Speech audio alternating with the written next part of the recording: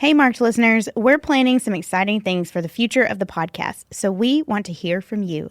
Take our fun survey about Marked to enter for a chance to win a Lifeway Women backpack filled with Ephesians, Revelation, Come Home, and Alive Bible studies, as well as other great resources. To take this survey, go to lifewaywomen.com/podcast or click on the link in our show notes. We can't wait to hear from you.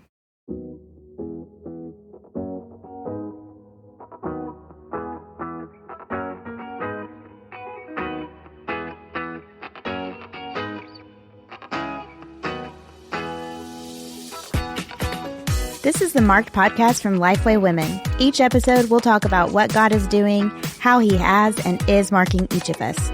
We're so glad you've joined us today.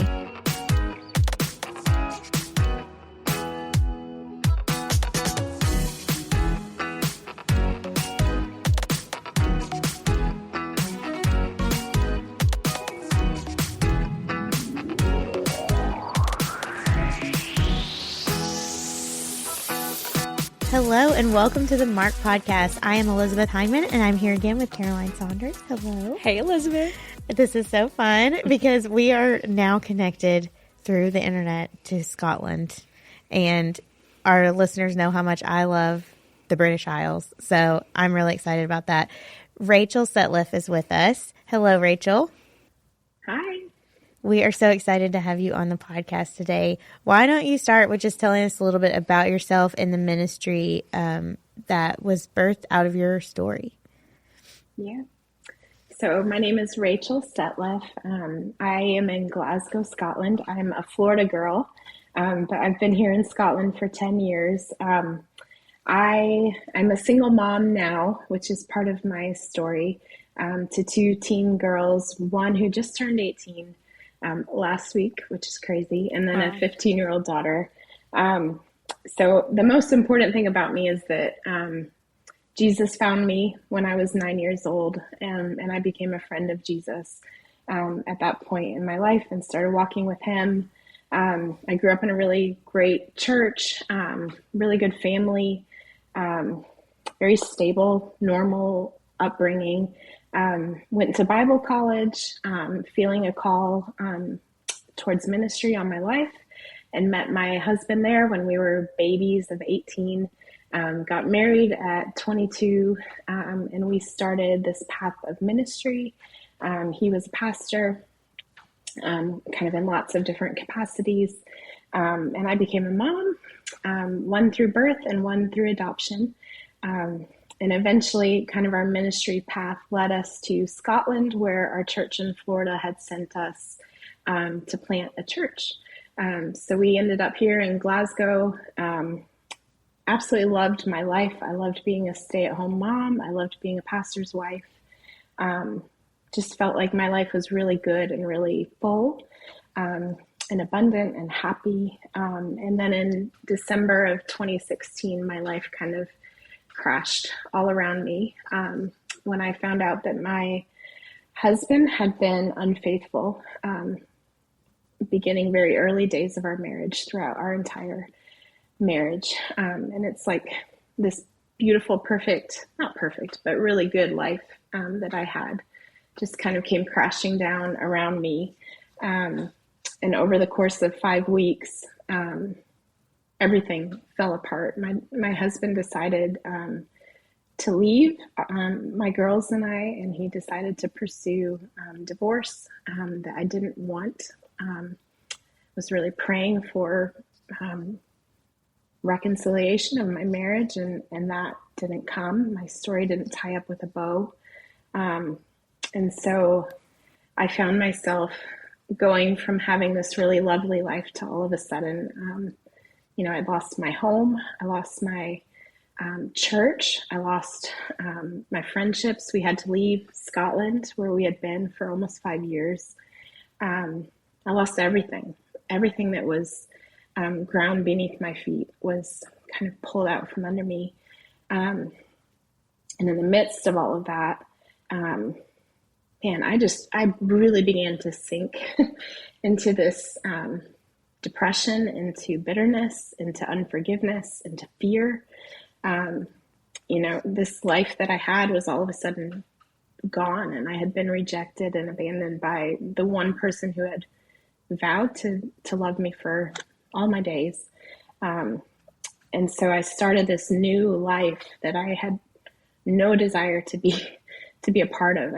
It's not what I had signed up for. It's not what I wanted. And so as I'm sinking in this, this bitterness, I feel like God stepped in and rescued me. And he did that by calling me to forgiveness and to forsake bitterness and to choose to forgive my husband.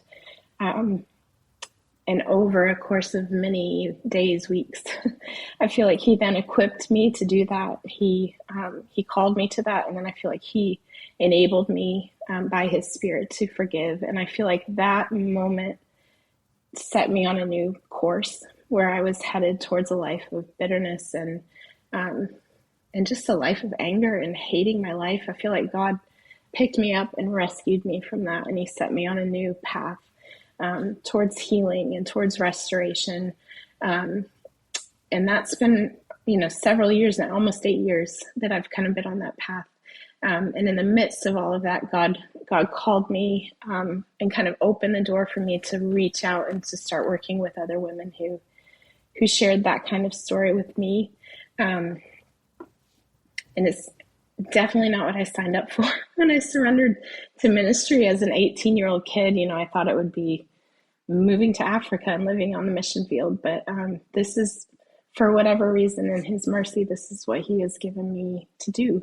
And that's to work with women who are walking through unwanted divorce and abandonment and betrayal. So here I am, kind of not where I thought I would be, but learning to love the path that he has set my feet on.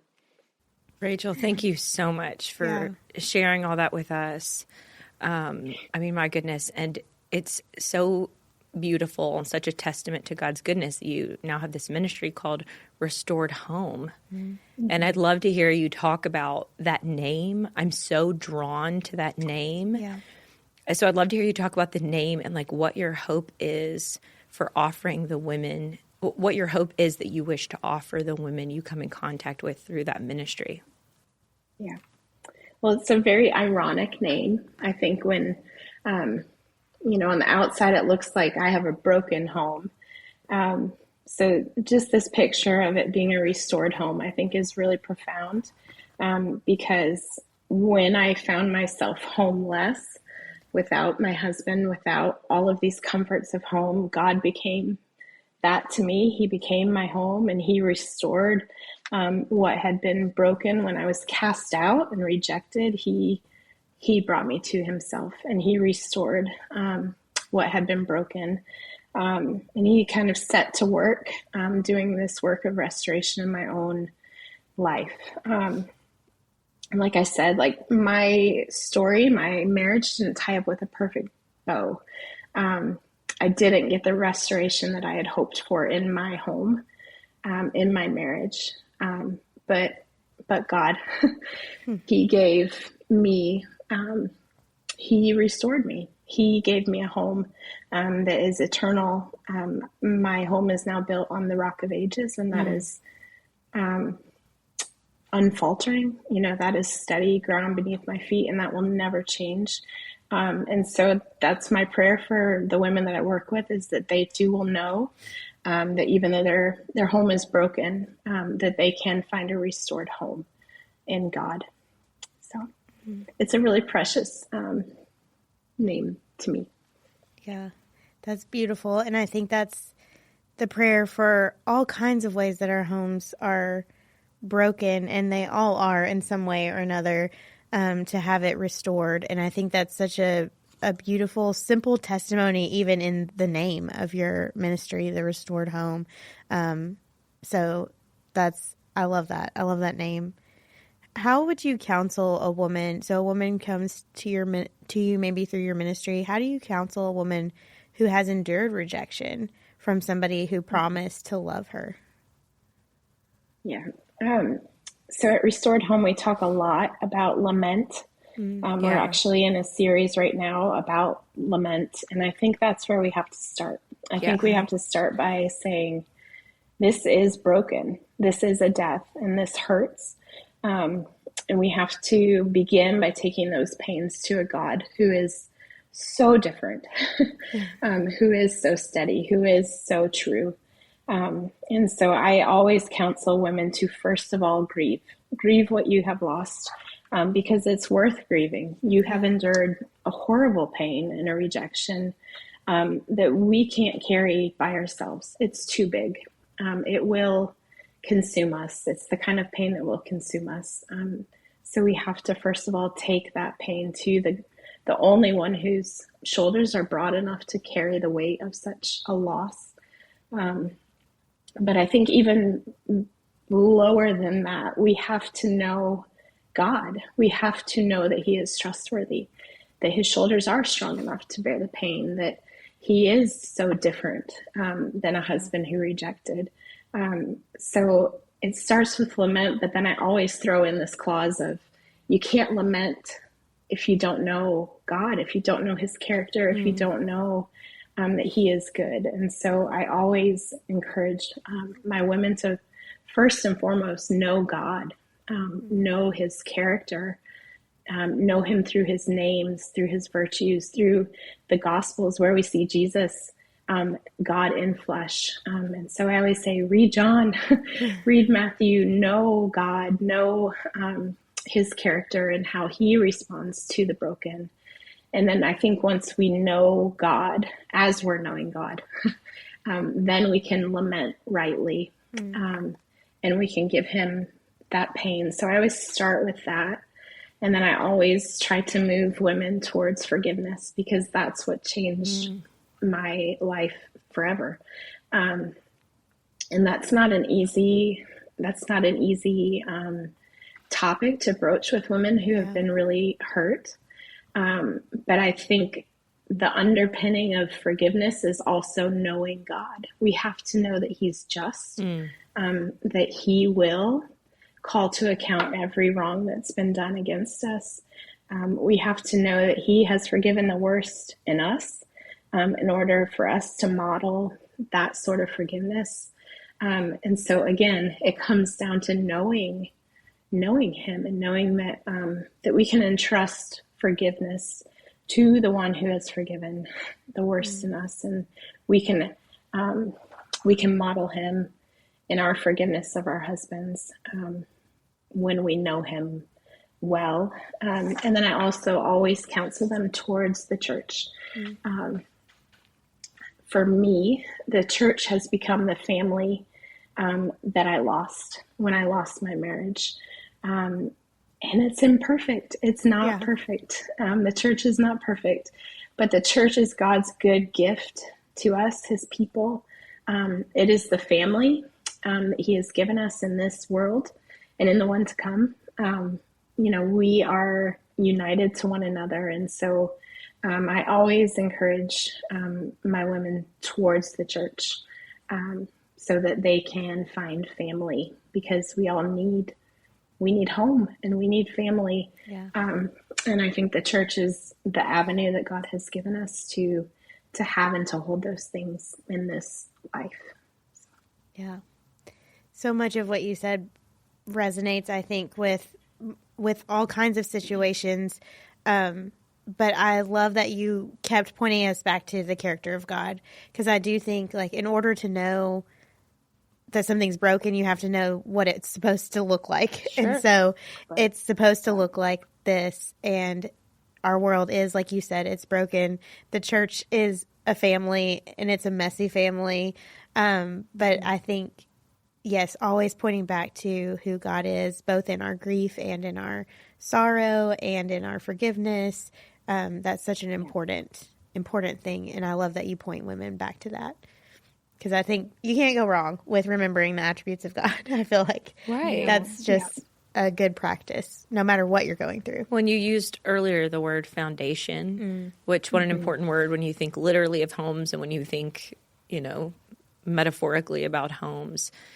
putting women who have had the floor pulled out from underneath them. Right. I guess we should say the rug pulled out from underneath them. Yeah. Floor But works the whole too. floor. Sometimes the whole floor is sometimes pulled it is out. the whole floor. To offer those foundational things of a God who is unchanging, who always is who he says he is and is always going to do what he said he's going to do. And so when you're faced with somebody in your family who is supposed to love you, who is supposed to do what they said and they didn't, to be able to fall onto the foundation of who God is, I can just only imagine. It sounds like such good news here in a room like this where we have our makeup on and we're like ready to talk, but like, oh my goodness, like how much even better is it within the fabric of our lives when the people fail us, even when the church fails us? Because I know we talk about the church like a family, but of course, like this family sometimes will hurt you on accident, sometimes could hurt you on purpose. You know, there's the good news in God's story for this, but like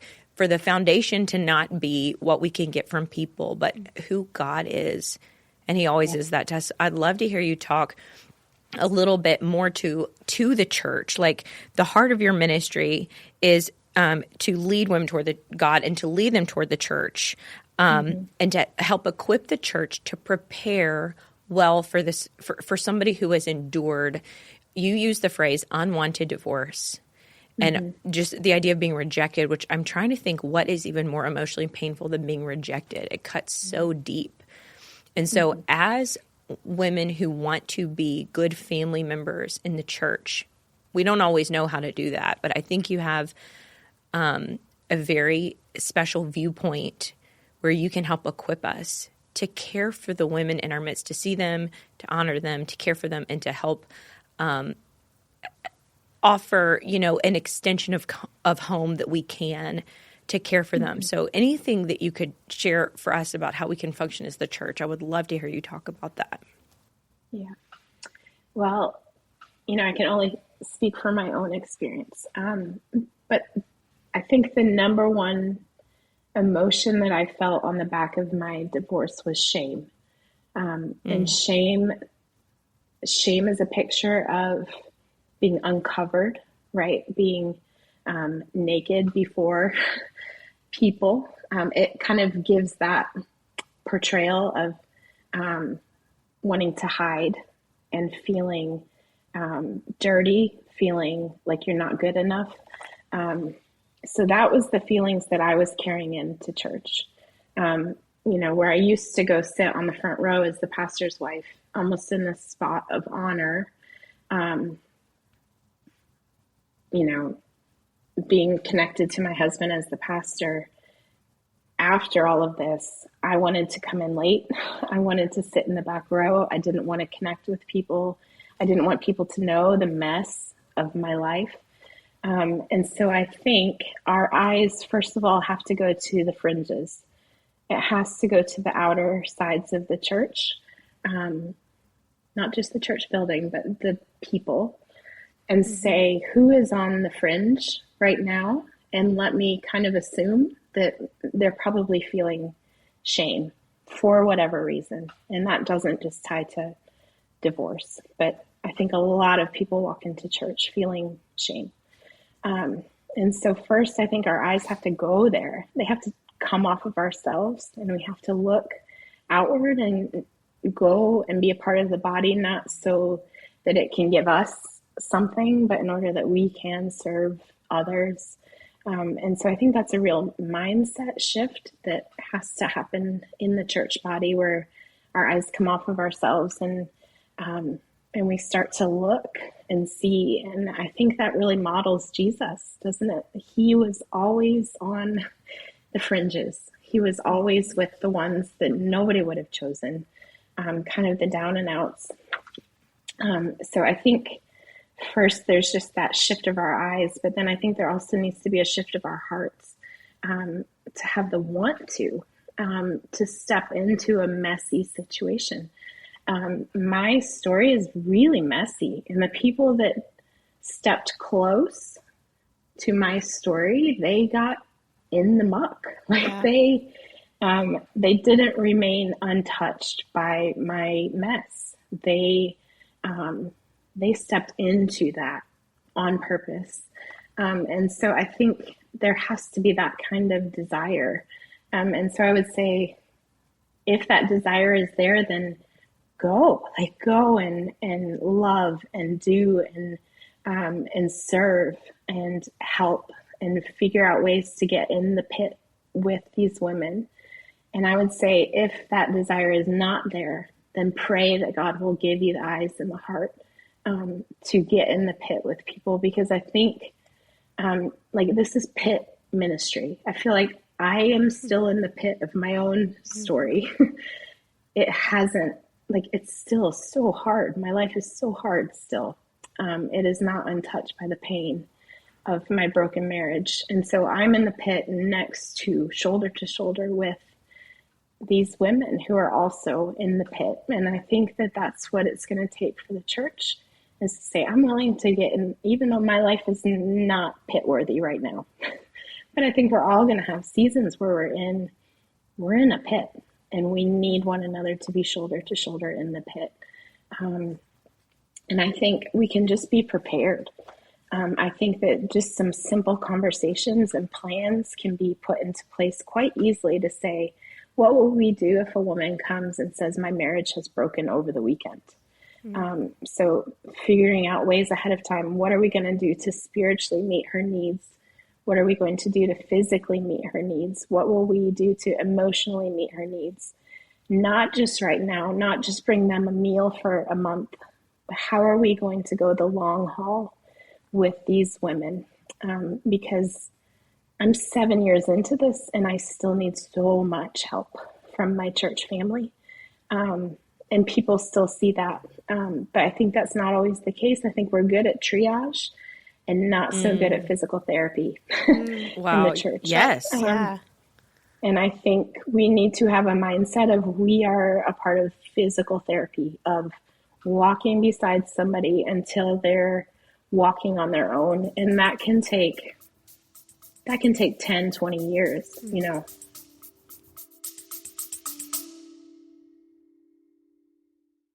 Hey everyone, Christy McClellan here, and I want to invite you to a brand new event from Lifeway Women called Feast. At this event, you'll be invited to feast on God's Word by studying the Bible in its historical, cultural context. We're going to get to know the Bible in its world, in its native habitat, text, and context. You'll experience teaching, worship led by my 25-year friend Laura Cooksey, and fellowship with other women around the world. Come and learn with me that the living God is better than we ever knew. Visit lifeway.com/feast to learn more. Yeah, I think that's so good and such a needed truth for us to all think about. Like and I know that there are people in our churches that maybe we did do a great job with triage and maybe we were equipped for that, but they're currently still needing physical therapy. Yes. And so how can we even jump in the middle of that? And that's good food for thought for all of us. And you don't have to be a ministry leader to do this. I love how you talked about just noticing the people on the outside. And I think it's so true that they're probably dealing with shame of some kind or another. Because that's come up in several of our episodes so far about home, is just the shame and how that can prevent us from feeling home a lot of times. And so I think I don't think it's an exaggeration or a far cry from the truth to say that probably every woman, or at least a good 90%, are dealing with shame in our congregations and in our churches in some way or another. Sometimes it is very extreme and it may keep them from joining in the church. And then sometimes it might be more just, I guess, little a shame. And so it's not keeping them from fellowship, but it's still something that we need to talk about and help them to work through, for sure. I'm really thankful that you shared that metaphor of triage versus physical therapy, because that is a really helpful challenge. And I can see that is an ongoing problem that we have disregarded. And some of it, I know the church is, there's so many needs and you can't, it's hard to imagine how to care for somebody if you haven't been there. And so I'm so thankful that you are able to sort of diagnose that problem and to put it in words like that.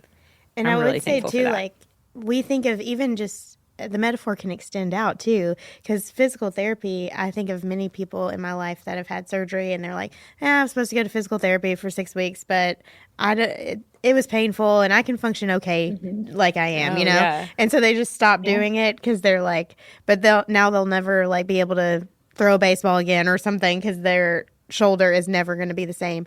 And it's like if you just continued with the physical therapy despite the discomfort, despite the fact that you felt like you were functioning fine now, then you would be fully functioning. But I think that metaphor extends to this too, where we're like, okay, well, you know, she seems to be okay now, or I seem to be okay now, so I'm not going to reach out for help, or she's, you know, functioning, so I guess we'll be okay. Like, we did it, guys. Let's move on. Yeah. I mean, I think too, triage is temporary always, right? Physical therapy is a commitment. Yeah. And I think that's where they're different. We know that one only lasts for a short time. Nobody's in the emergency room forever. They're always moved on to something else, either out or they're, you know, put into further care. So I think it's a commitment. It's a commitment to people to keep going and to keep walking beside broken people. In your mind, what does a healthy physical therapy commitment look like on the church's end? Like, I can imagine it for the woman. She has to continue to show up, which I imagine that would be really challenging. I'm wondering if you have any specifics or any ideas that will help us imagine what it would look like to be a healthy church offering the physical therapy side. Yeah, I think it's so much simpler than we make it out to be. I think it's just continually checking in, continually saying, how can I support you this week? How can I support you this month? Hey, do you need counseling? Like, because I think we can go through seasons of counseling and need more 2 years later. Yeah. It can be saying, how are you financially? Can we get you a grocery gift card this month to lessen the load? Her financial burdens are only going to increase as her kids get older. Yeah. So it's just having that continued heart and eyes to see her needs. And I think it's all sorts of care that she needs. She needs spiritual care. She needs to continually know God and know that He's good. So we, just singing with all your heart in church is going to encourage her. Studying the Bible next to her in a group is going to encourage her. Sending her scriptures in the mail is going to encourage her. But then also saying, how can I physically meet your needs? You know, do you need childcare? Do you need a night out? Do you need your groceries covered? But then also that emotional, she needs companionship because that she once had that in her husband and now she doesn't. So, if you walk into a wedding and see her sitting by herself, say, hey, come sit with me. I think it's so much easier than we make it out to be. I think we maybe think it's this big, huge thing that's needed. Where really, she needs a friend. Yeah. She needs a friend that's not gonna get weary in the friendship. You know. Yeah. Yeah. Thank you for that. Yes, that's so helpful. Well, shifting gears a little bit, we did want to ask you because you are in Scotland, and we've been talking about home and the definition of home, and we talked today about, homes that are restored. But I'm curious if you find that the definition of home is different in different parts of the world. Like you're in Scotland, you're from Florida. Like what does that look like? We've talked about how home is different for everybody and it evokes feelings either way. So what do you find when people talk about home in Scotland? What do you find them talking about? I love this question. I really had to think about it because I don't think the definition changes from country to country. I think that home is knowing and being known and being safe to be yourself. Yeah, wow. I think that's what home is. And so I think everybody everywhere wants that in home. Culturally, it's very different. There's different traditions and different ways that home life plays out. But I think the concept of home goes across borders. But being welcomed into a Scots home is like the best thing in the world because it takes a long time. It takes time to kind of cross that barrier. But once you're welcomed across like that threshold into home, you're there forever. Wow.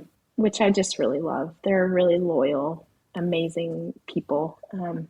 So a little tough on the outside, kind of have to cross that barrier. But I think too, in that, it's amazing how there's like instant home, instant family with Christians across the world.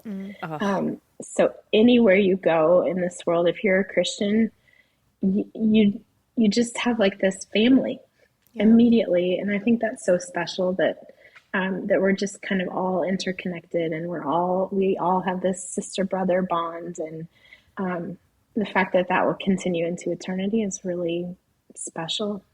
And I think I feel that more here as I've kind of had to relearn what a home looks like and how that works when you're a foreigner. Yeah, that's so cool.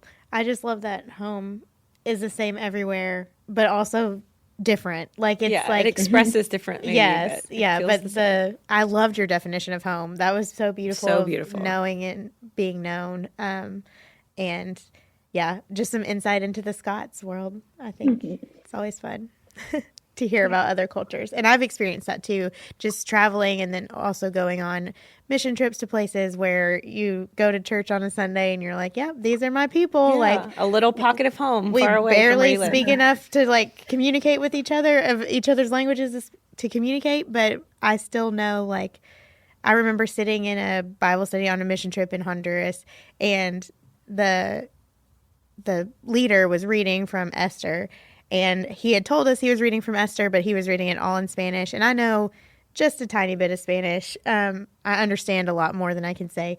And he was reading something, and because I knew it was from Esther, I was like, okay, I kind of like know the story a little bit. And he said something, and he laughed, and I laughed a couple of seconds later, and then my friends were like, what did he say? And I was like, I don't know. I just was like, when people laugh, you're supposed to I laugh was with like, them. it was just kind of, it's something about the heart. That's the only word I caught, but I was like, it was funny, I guess. I don't know. Yeah. So I just like, there was a bond there, even though we didn't speak the same language. But I just love getting to experience church around the world whenever I can. So that's always fun. Yeah. Do you want to do the honors of asking the last question? I will. Okay, Rachel, this is the Marked podcast. And so I'm contractually obligated to ask you. I'm just kidding. But this is such a cool question. What is the one thing that has marked you in your walk with Christ? My friends would probably tell you that Rachel is the girl who's walked through an immense amount of suffering. Because I have. This is one piece of my suffering story. I've walked through a lot of other losses over the last 18 years. But I think what they would also tell you is that in greater measure, God has cared for me so extravagantly. I am the girl who God has just not let go of in the midst of horrific suffering. His grip has just been so strong on my life, and his care for me, the way he has filled in gaps, has absolutely marked my life. And the only word that I can use to describe that is extravagant, because it has been like, the suffering has been immense, but the care and the love and the grip has been so much greater. And I can just look back on my life and say, yes, this has happened. These horrible things have happened in my life, but God he just will not let go of me. And that's incredible. It's incredible that suffering, it's like suffering has been the canvas to display the most immense goodness of God in my life. And that is really, really encouraging because life is still really, really hard. And the fact that he can use this suffering and this sorrow that I've walked through to show how good he is and to care for me and to care for my girls is really incredible. And I think if you were to put a mark on my life, that would be for sure. I am the girl that God has taken good care of. So, wow. Yeah. That's so cool. Thank you, Rachel, so much for sharing with us and for sharing your heart and your life with other women who have experienced similar pain and suffering. I know that cannot be easy, and so we are definitely praying for you, and we'll have links in the show notes. So if you want to learn more about Restored Home and how you can pray for them specifically and help them, or maybe you need some resources yourself to equip your church or equip you, you can go to that website. And so thank you, Rachel, for being with us today and for sharing. Thank you so much for having me. Yes. Thank you. And thank you, listeners, for listening in. We will talk to you next week. Marked is a production of Lifeway Podcast, produced by Aaron Franklin. It's recorded at the Lifeway Podcast Studios and engineered by Donnie Gordon. Edited by William Hall with art by Leanne Dan. And I'm your host, Elizabeth Hyndman. Meet me back here next week. If you want to join in on the conversation, you can find us on social media at Lifeway Women. Today's show notes will be posted at lifewaywomen.com/marked. If you enjoy the show, leave us a review.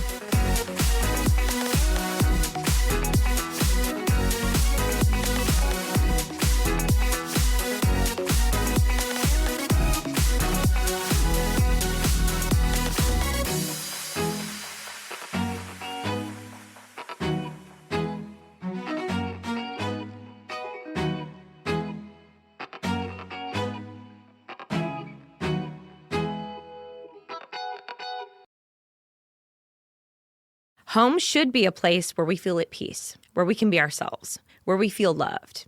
For a lot of us, though, home is a place of heartache, hurt, and loneliness. As believers, Christ promises us an eternal home. But what does that actually look like? And how do we deal with our current homesickness? I recently wrote a Bible study called Come Home for Women, and I'm so excited that Come Home will also be available for teen girls. It's perfect for small groups, helps girls answer important questions, and gives us a richer understanding of what kind of home God's building for us. The release date for Come Home for teen girls is August 1st, but you can pre-order it now at lifeway.com/comehome. Don't miss out on this opportunity to help girls belong and be loved. Again, you can pre-order it today at lifeway.com/comehome.